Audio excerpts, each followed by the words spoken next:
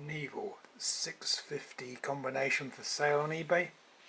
This might be the MT10 model, I'm not absolutely sure on that.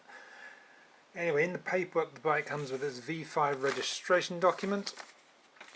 I've done an HPI check on the bike that shows it all completely clear, no accidents of finance or anything else in the bike's history to be concerned about. He's got some old MOT test certificates, of the last one expiring there, in fact there's just two, last one expiring there May the 25th 2011. Got a couple of old TATSIS there, the last one there expired in January 2011. A few little things to point out around the bike. One is I noticed when I was riding the bike that these handlebars feel slightly loose. I don't know whether they're rubber mounted or whether they're supposed to be like that, but anyway they kind of move underneath there, so you need to look under that and just see whether it's supposed to be like that or not.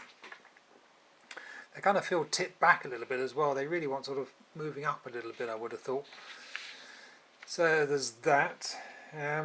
I noticed that when you ride the bike, this has got one of those devices where the gear lever operates the clutch. So even if you didn't have your clutch lever on there, you could still ride the bike. It takes a bit of practice to use the gear lever as a clutch as well, but nevertheless it's got that on it. The exhausts on the bike, although they look like they're going to be loud, they're not. They're surprisingly quiet really. For a megaphone style exhaust, I don't know why that really is. Maybe because the valves in the engine are fairly small or something, but anyway, it doesn't make any excessive noise. I also noticed that this mirror is pretty ineffective. Whether you could adjust that to make that better, I don't know, but it's not much good as it is at the moment. The bike is running from a converted car battery which is located behind the seat here and is clamped into the back of the sidecar there. I guess the reason why they've done that is because you get a much better, more decent battery that's sort of cheap to replace. So there's that.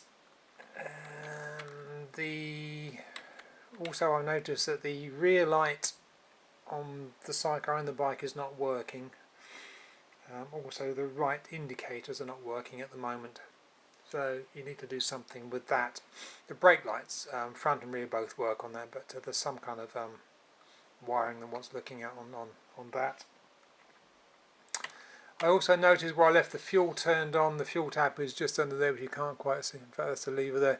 I left it on and the fuel leaked down into the engine, and now it kind of drips a bit of petrol oil out the bottom at the moment, so you might want to sort that out at some point. But I mean, it did appear to be relatively drip free underneath until I did that. But anyway, there we go. I think that's about it. Nothing much else to point out the bike, so there we go. Oh, I was going to say about the paintwork. The paintwork is it's kind of hand painted, and these decals are stuck on, so you can just peel those off or paint over them, or whatever you want to do with those. So there we go. Good luck with the bidding.